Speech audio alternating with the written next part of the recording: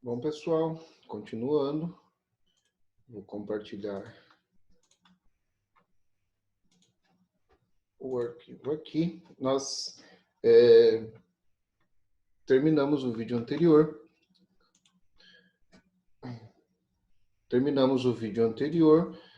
Falando da polêmica do episódio de racismo em que o Caio Prado Júnior vai se envolver com o Milton Santos, ok? O nosso próximo sociólogo dessa geração da década de 50 é o Florestan Fernandes. O Florestan Fernandes ele é considerado o fundador da sociologia crítica. Aí ele vai ser um ativista da educação, um pensador muito importante dessa só um pouquinho. Ele vai ser um pensador bastante importante dessa luta pela educação brasileira, uma educação pública que tivesse o objetivo de formar mentes autônomas e não apenas produzir mão de obra. Aí ele vai ser, durante ali o período das décadas de 50, 60, 70, um grande crítico da tecnicidade que a educação brasileira vai adquirir, aonde você tem uma educação que traz o mínimo para você conseguir ser um trabalhador braçal, né, para você conseguir ser um robozinho numa linha de montagem. Então ele vai ter a sua obra bastante pautada nesse tema, ok? Então aqui, ó, a produção intelectual está impregnada de um estilo de reflexão que questiona a realidade social e o pensamento. É mais ou menos fechando ali o que eu acabei de falar. Principal obra, A Revolução Burguesa no Brasil. E aí, essa passagem aqui tirada desse livro, a sociedade podia ser estudada pelos padrões ou estrutura, isto é, os fundamentos da organização social pelos dilemas, conjunturas históricas, que eram contradições geradas pela dinâmica interna da estrutura. A gente está vendo aqui, ó, a palavra estrutura. Isso significa, gente, isso dá uma dica de onde o Florestan Fernandes vai tirar a sua linha de análise, que é do estruturalismo. Então, embora eles sejam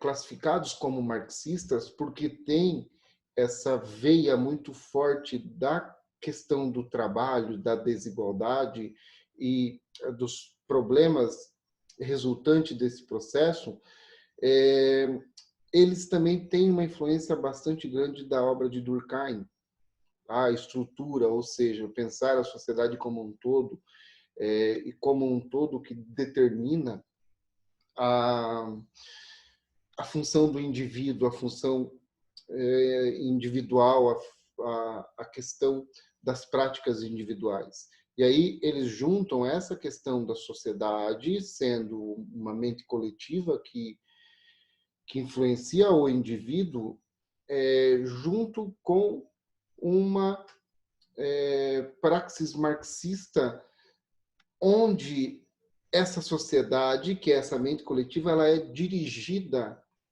por uma elite econômica, uma elite intelectual, que trabalha no sentido de deixar a massa da população cada vez mais alienada. A gente pode entender mais ou menos dessa maneira, certo?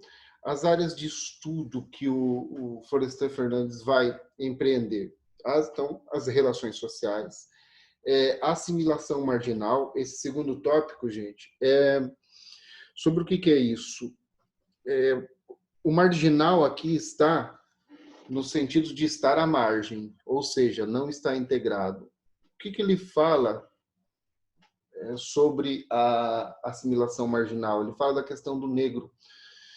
Quando a gente tem a abolição da escravatura sendo determinada pela princesa Isabel, nós não teremos, juntamente com ela, uma política de integração dos negros agora libertos na sociedade. Então, desde o final da escravidão, o negro só vai se inserir na sociedade de maneira marginal. E aí, eu estou falando do marginal aqui, é o que está à margem, ou seja, ele vai ter, historicamente, os piores trabalhos, os piores salários. Então, o que é que cabe ao negro? Aquilo que o branco não quer fazer. Isso vai caber ao negro. E aí, ao longo do tempo, não só na questão do trabalho, mas na questão da educação também, na questão, por exemplo, das funções sociais, certo? O negro, por essa desintegração que ele sofre ao longo da história, ele está muito marginalizado nesse sentido, digamos assim, e isso historicamente, e a gente tem ainda hoje reflexos disso. Aquela pesquisa que eu falei para vocês de antes, que ainda hoje, realizando o mesmo trabalho, de uma maneira geral, as pessoas brancas recebem em valor salarial cerca de 30% a mais que os negros. Ok? Estrutura de classes da sociedade brasileira. Então, isso está dentro desse livro, A Revolução Burguesa no Brasil, quando ele,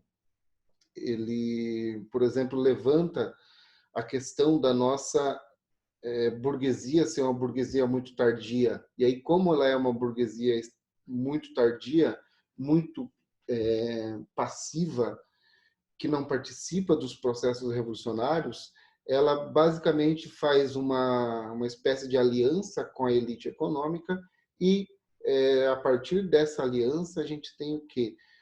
Um objetivo, digamos assim, exploratório muito grande em cima da massa populacional, que não faz parte nem de uma classe nem de outra. A questão do capitalismo dependente, e eu vou falar um pouco mais sobre isso quando a gente falar de Fernando Henrique Cardoso.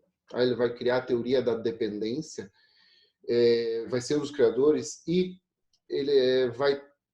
O que é, já adiantando, o que é esse capitalismo dependente? É uma noção que surge com muita força durante as décadas de 70 e 80, onde acreditava-se que os países subdesenvolvidos, eles seriam, através de aliança, através de negócios, de comércio e uma série de coisas com os países desenvolvidos, eles seriam puxados, levados ao desenvolvimento por eles. Ok? E aí a gente tem isso hoje muito forte. Durante o período da ditadura militar, teve um general que foi presidente que dizia: aquilo que é bom para os Estados Unidos é bom para o Brasil. A gente está revivenciando uma ideia basicamente parecida na nossa política, principalmente política externa hoje em dia. Ok? Então, o que é esse capitalismo dependente? É um sistema econômico e comercial onde os países mais desenvolvidos eles vão puxando para o desenvolvimento os países menos desenvolvidos. O Fernando Henrique ele vai tecer, ele vai criar uma tese sociológica que critica esse sistema. E aí o último item ali, o papel do intelectual. Tá? Isso entra junto com aquilo quando eu falei para vocês da militância do Florestan Fernandes na questão educacional. O intelectual ele precisa, ele tem a missão, digamos assim, de explanar, de trazer uma luz, de demonstrar, de criticar,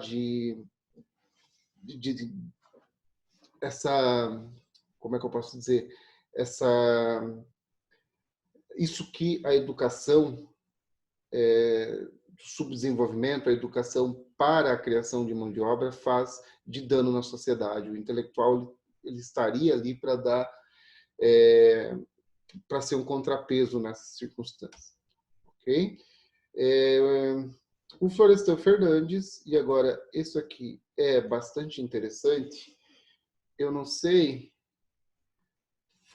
Dani, foi você que na aula da semana passada fez a pergunta sobre o Gilberto Freire, se ele tinha sido criticado pela ideia da democracia racial. Eu não lembro se foi você, mas ele foi. E quem vai ser o grande crítico dele é o Florestan Fernandes. Ele vai ser o primeiro a condenar, a desmitificar essa ideia de democracia racial que tinha sido plantada lá atrás pelo Gilberto Freire.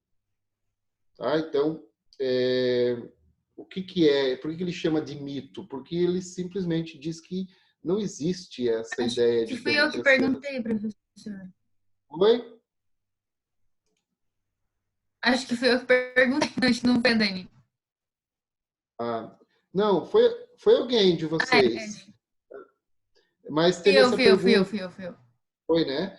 E o Florestan Fernandes, ele vai academicamente, ou seja, a partir da sua obra sociológica, chamar essa ideia do Gilberto Freire de mito. É uma coisa que não existe. Não existe democracia racial, e ele vai começar a trazer para a discussão sociológica essa questão do racismo, da exploração, da dominação que acontece com, principalmente, os portugueses em relação ao índio, ao negro africano e depois a todos os grupos ali desclassificados que a gente viu naquela pirâmide social no início, certo? Então, essa ideia da democracia racial, e veja aqui no segundo tópico que ele vai ainda além.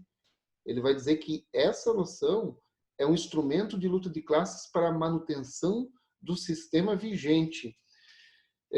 Se a gente fizer uma reflexão breve sobre a questão do racismo, a gente consegue encontrar de uma maneira bastante simples isso que o Florestan Fernandes está dizendo nos dias de hoje, ou até o próprio feminismo. Tá? Quantas vezes vocês já não viram ou ouviram pessoas dizendo que o racismo é mimimi, que feminismo é mimimi? Então, o que é isso, gente? É uma tentativa de esconder, de mascarar o problema. Então, quando se utiliza o termo democracia racial para tentar explicar a sociedade brasileira, o que o Gilberto Freire está fazendo? Ele está simplesmente ignorando um passado de exploração, de violência, de dominação enorme. E aí isso é o quê? Isso é naturalizado por essa ideia. Não tem essa história de racismo, todo mundo é igual. É basicamente a mesma coisa. Essa questão da democracia racial, ela serve como uma tentativa de descredibilizar qualquer luta no sentido de diminuir e de denunciar a desigualdade. Tá? Então, gente, isso aqui, ó, Florestan Fernandes, Darcy Ribeiro, de vez em quando aparece em vestibulares aí, tá? Ou eles aparecem em alguma questão interdisciplinar, de uma forma ou outra, mas Florestan Fernandes é um dos clássicos ali, é um dos principais, e se cair alguma coisa sobre ele, vai ser essa questão de democracia racial. E aí, o que é que as universidades fazem? Colocam de um lado o Gilberto Freire, do outro o Florestan Fernandes, e vão pedir para vocês, a partir desse embate de ideias, analisarem as situações, certo? Então, a democracia racial é a história do Gilberto Freire, que vai minimizar as nossas desigualdades, e o Florestan Fernandes, quando chama isso de mito, ele está criticando o Gilberto Freire, que era um dos pedestais, né, da nossa sociologia ali durante a década de 50, 60. Então, ele vai ser o primeiro a bater de frente e encarar essa questão da desigualdade, principalmente a desigualdade racial, do jeito que ela é, certo? Vamos seguir aqui. Se vocês tiverem alguma dúvida, vocês, por favor, me interrompam, tá? O Fernando Henrique Cardoso, gente, como presidente, ele foi um ótimo sociólogo. Nós temos que separar a obra acadêmica dele da obra política dele. Quando ele se elege, quando ele entra na política, ele, inclusive, afirma numa entrevista que ele precisava esquecer tudo aquilo que ele tinha escrito, senão ele não ia conseguir governar. Então, você consegue, a partir daí, entender a distância entre o sociólogo e o presidente. Ele vai ser uma pessoa que vem de uma família rica. O avô dele tinha fazendas de café, escravocrata, aquela coisa toda. Ele teve uma educação bastante coesa, né? Inclusive uma educação no exterior. E durante o regime militar brasileiro, ele vai ser exilado do Brasil, porque naquele momento ele é um subversivo. Veja que a gente está colocando o Fernando Henrique Cardoso junto com aquela galera ali da geração de 50 do marxismo. Só que, com o passar do tempo, ele meio que começa a virar um crítico do marxismo. A partir do marxismo, ele faz a crítica aos marxistas. E aí a gente não consegue enquadrar ele nem no marxismo confessional, nem no metodológico. Ele é um crítico a esse sistema e um crítico também ao sistema socialista. Beleza? A teoria da dependência, então, gente. Se cair FHC, vai cair isso. Lembra que eu falei que havia uma ideia consolidada de que os países mais pobres, eles, através da proximidade com os países mais ricos, eles iam sendo puxados para o desenvolvimento? Então, o Fernando Henrique Cardoso, juntamente com alguns outros pesquisadores, tem um chileno que vai ser companheiro dele desenvolvendo essa teoria, o nome eu não lembro agora, vai dizer o seguinte, que o caminho do desenvolvimento para os países subdesenvolvidos não é se aliar a um país mais rico, ou seja, não é o que é bom para os Estados Unidos que é bom para o Brasil. Segundo essa teoria, o que é bom para o Chile é bom para o Brasil, o que é bom para a Argentina é bom para o Brasil, o que é bom para o Paraguai, para o Uruguai é bom para o Brasil. Ou seja, ao invés de os países de terceiro mundo terem uma revolução socialista aos moldes da Revolução Cubana, o que é que deveria acontecer? Uma união, uma associação entre esses países de terceiro mundo para que, juntos, trilhando ali o caminho do próprio capitalismo, eles fossem adquirindo cada vez mais autonomia em relação às grandes potências. Acho que ficou claro, né, gente? O que é o Mercosul, para a gente dar um exemplo? O Mercosul é um acordo, um bloco econômico que junta aqui os países de terceiro mundo da América do Sul para que eles se desenvolvam mutuamente. Quando a gente teve as eleições, quando acabou o segundo turno no ano passado, o vice-presidente, o Mourão, o general, ele vai dizer uma frase que é bastante sintomática. Ele vai dizer o seguinte: os governos anteriores negociavam com molambos. Quem que ele está chamando de molambo? Os países sul-americanos e os países africanos, ali, aquelas nações com as quais, durante os governos do PT, o Brasil foi se aproximando. o que ele está querendo dizer com isso? Que ele não vai mais negociar, ou que esse governo não negociaria. Então, gente, se nós, enquanto país, não negociarmos com esses países, a gente vai negociar com quem? Com os países mais ricos. Ou seja, é o que a gente está vendo, uma aproximação que beira a vergonha do Brasil com os Estados Unidos, uma aproximação que está fazendo com que o Brasil, por exemplo, rompa acordos comerciais com países europeus. Nós temos atritos com a China na questão comercial e diplomática, a gente tem o enfraquecimento do Mercosul a partir dessa tendência que o Brasil, no campo econômico e comercial, está tomando, e assim por diante. Ou seja, é exatamente o contrário daquilo que a teoria da dependência do Fernando Henrique Cardoso sugere, que seria essa aliança. Ok? É bem simples, né, gente? Eu acho que vocês entenderam. E aqui a gente chega no meu sociólogo preferido, que é o Darcy Ribeiro. Tá? O Darcy Ribeiro vai escrever... Deixa eu pegar. Cadê? Não vou achar. Ele vai escrever esse livro que está aí do lado. Ele deve estar aqui em algum lugar. Achei. Espera aí. Que... Não, deixa. Depois eu mostro para vocês. O Darcy Ribeiro vai escrever esse livro, O Povo Brasileiro. É a sua obra-prima, a sua obra mais importante e um dos livros mais gostosos de se ler, principalmente de autores brasileiros. Tá? O que ele vai estudar nesse livro? A formação e o sentido do Brasil. Como assim sentido do Brasil, professor? É aquilo que significa o Brasil. Inclusive, é nesse livro que ele diz que o brasileiro é um novo tipo de humanidade.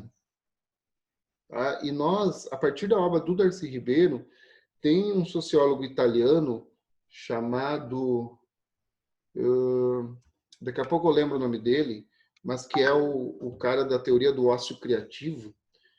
Ele vai dizer que o Brasil é o país do futuro, mas por que ele é o país do futuro? Não no sentido que a gente conhece a expressão, mas que o mundo está com uma tendência de internacionalização cada vez maior, de miscigenação cada vez maior,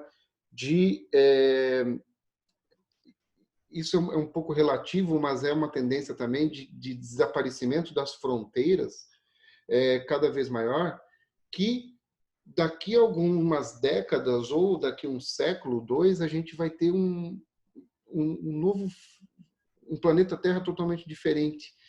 E o Brasil é a luz para esse futuro que o planeta vai experimentar. Por quê? Porque a gente já faz isso desde 1500, desde o século XVI. Se você, por exemplo, pensar na Itália, há 30 anos atrás, só tinha italiano. Na Inglaterra, só tinha inglês. Hoje em dia, você vê uma quantidade cada vez maior de etnias diferentes dentro desses países do velho continente. No Brasil, não. O Brasil, desde o século XVI, é uma grande mistura miscigenatória, e essa miscigenação que o Brasil experimentou, o mundo vai experimentar daqui a algum tempo. Então, segundo o Darcy Ribeiro já falava isso, Domenico Di Masi, o sociólogo italiano, ele vem falando isso há algum tempo, quando se intensifica ali o processo de globalização, aquela coisa toda, certo? E aí o Darcy Ribeiro ele vai começar esse livro, estudando as nossas matrizes. Então, você tem a matriz Tupi, ele vai fazer um estudo bastante aprofundado de toda a história indígena, é um dos responsáveis, por exemplo, pelas nossas reservas indígenas. Ele vai no último governo Vargas, dele a ideia da criação pelo Vargas do Parque Nacional do Xingu. Tá? Darcy Ribeiro ele vai ser vice-prefeito, o vice-governador do Rio de Janeiro, junto com o Leonel Brizola. Ele vai, quando foi construído o Sambódromo, ele vai pedir para o Niemeyer construir, planejar, projetar o Sambódromo, e embaixo do Sambódromo, ao longo das arquibancadas, ele vai construir os CIEPs, que são escolas que funcionavam em tempo integral, onde as crianças ali, Sambódromo é na região central do Rio de Janeiro, que é cercada de morros e favelas. Então, ele vai iniciar esse processo de escola em tempo integral no Brasil. Ele é extremamente importante nesses aspectos, digamos assim. E aí ele vai ter, né, a matriz tupi, vai ter a matriz africana, a matriz portuguesa. Ele vai analisando a formação do povo brasileiro a partir destas particularidades. E ele vai trazer enormes contribuições na questão da mestiçagem, tá? Porque para ele a mestiçagem, que antes, lá no início do século XX, era motivo de vergonha para o brasileiro, na verdade é um dos pilares que constrói o nosso povo, que servem de alicerce para aquilo que nós somos. Então, aqui é a análise da mestiçagem, né? Perdão. As condições ambientais em que ela ocorreu. Então, tem toda... nesse livro é muito forte a questão da escravidão, quando ele fala daquilo que os escravos passavam, e não é simplesmente a gente... ele vai muito mais profundo daquilo que a gente sabe sobre a escravidão, o tronco, o pelourinho, essas coisas. Ele explora aspectos psicológicos e emocionais daquilo que era você viver numa condição de escravo no Brasil, numa condição indígena do Brasil. Os objetivos de vida e produção assumidos por cada uma dessas matrizes. Então, aquilo que, de acordo com a raça, você tinha nascido para ser e para produzir no Brasil, para fazer. As forças, né, ecologia, economia e imigração, a questão da cultura inédita, uma cultura baseada no escravismo e mercantilismo, que nenhum país do mundo vai experimentar essas duas coisas ao mesmo tempo. E aí, a mistura de raças, tá? Ele vai trazer muito daquilo que o Florestan Fernandes levanta na sua obra filosófica, da questão dos conflitos interétnicos, e o Darcy Ribeiro ele vai ser o primeiro cara a conseguir desvendar a questão indígena. Ninguém vai estudar antes do Darcy Ribeiro o indígena de uma maneira tão profunda. E nesse contato com os indígenas, ele vai construir o termo cunhadismo. E aí, a partir da reflexão sobre esse termo, a gente vai ter um novo entendimento da relação entre os portugueses e os indígenas, principalmente no início da colonização, ali no período do pau-brasil. O que a gente aprende na escola, de maneira clássica? Que os indígenas cortavam o pau-brasil, transportavam essas árvores para o litoral e depois carregavam os navios, porque eles queriam os espelhos, queriam os objetos que os portugueses tinham. Mais ou menos isso, não é? Só que o Darcy Ribeiro vai descobrir essa prática que ele vai chamar de cunhadismo, que tem uma importância muito grande no porquê dos indígenas fazerem isso para os portugueses, aceitando tão poucas coisas. Tá? Como é que funcionava o cunhadismo? Havia uma prática comum entre as tribos, as centenas de tribos que habitavam o litoral, que quando elas não eram inimigas, né, que viviam em guerra umas com as outras, cada estrangeiro, e aí o estrangeiro é o índio da outra tribo, quando ele fosse visitar, quando ele tivesse de passagem por uma tribo que não fosse a dele, essa tribo escolhia, dentre as mulheres, uma moça, e essa moça era oferecida como esposa para esse estrangeiro. Se a gente analisar uma tribo indígena, como eles se veem, eles são todos irmãos. Então, se alguém casa com uma irmã, ele automaticamente se torna cunhado e automaticamente se torna parente. E sendo parente, ele tem o direito de pedir coisas para esses índios. E os índios, por respeito a este grau de parentesco, vão fazer. E quando chegam os portugueses, o cunhadismo ele vai ser aplicado para com os portugueses também. Então, chegava o português, ele ia numa tribo, ficava amigo dos índios, ganhava uma esposa, se casava com ela e ganhava também 20 mil cunhados. E ele tinha direito de pedir coisas para esses cunhados.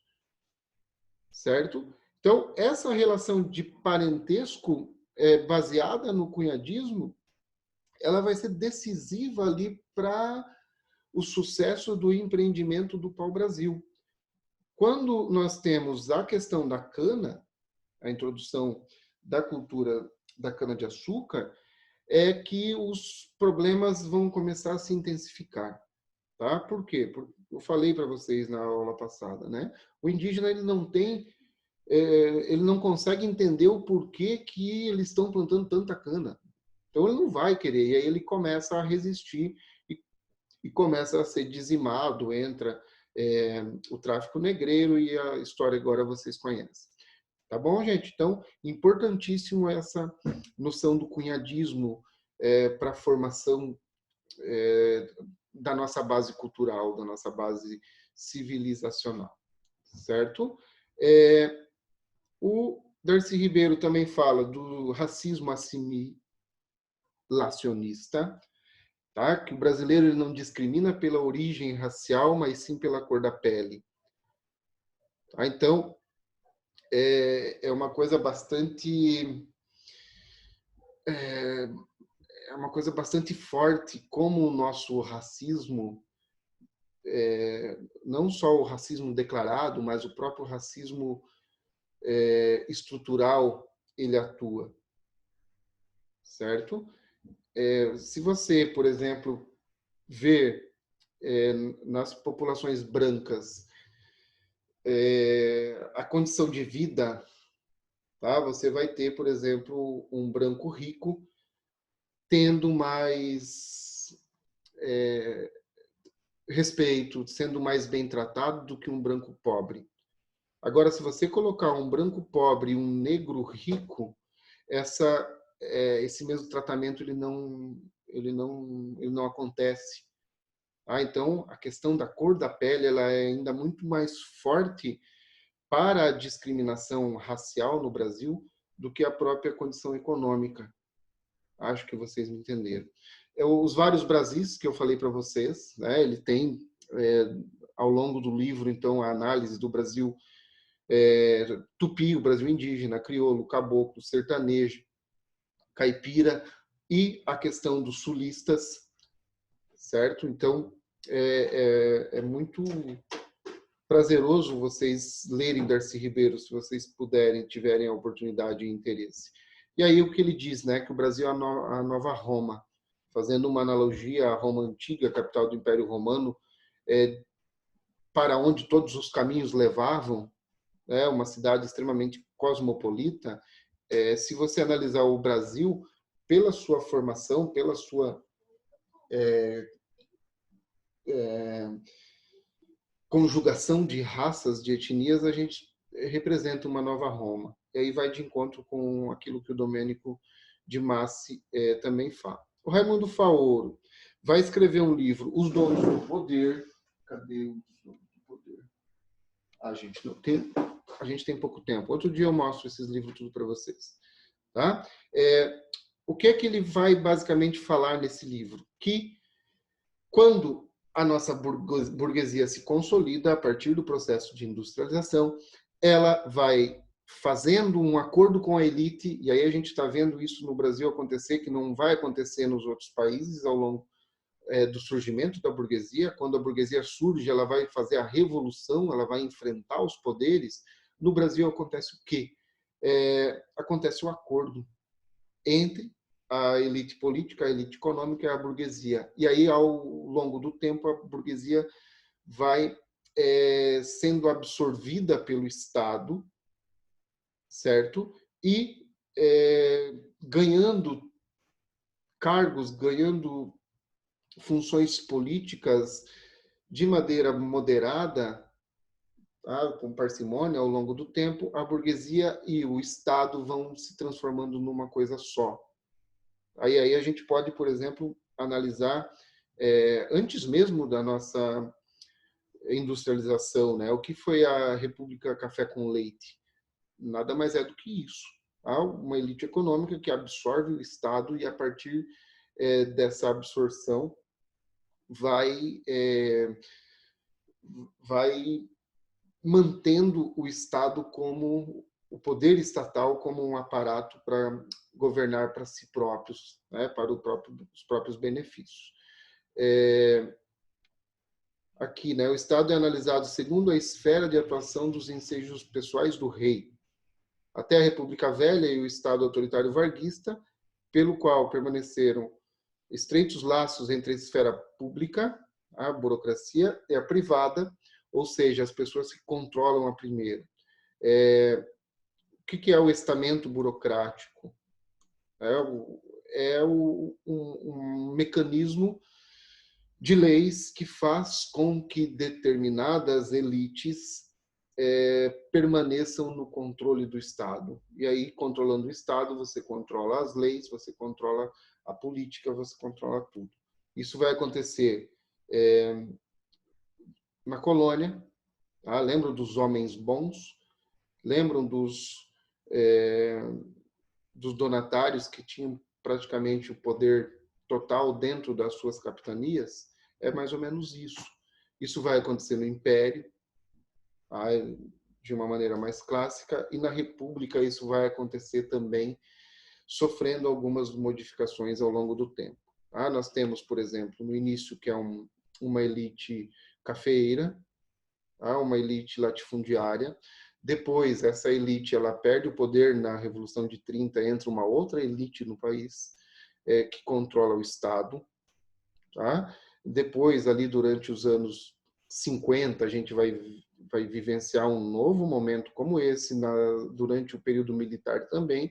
E se nós analisarmos aqui a nossa condição atual de política, a gente vai ver essas mesmas personagens que hoje têm um poder muito grande lá atrás, anos e anos. Se não foram eles, foram pais, foram avós e assim por diante.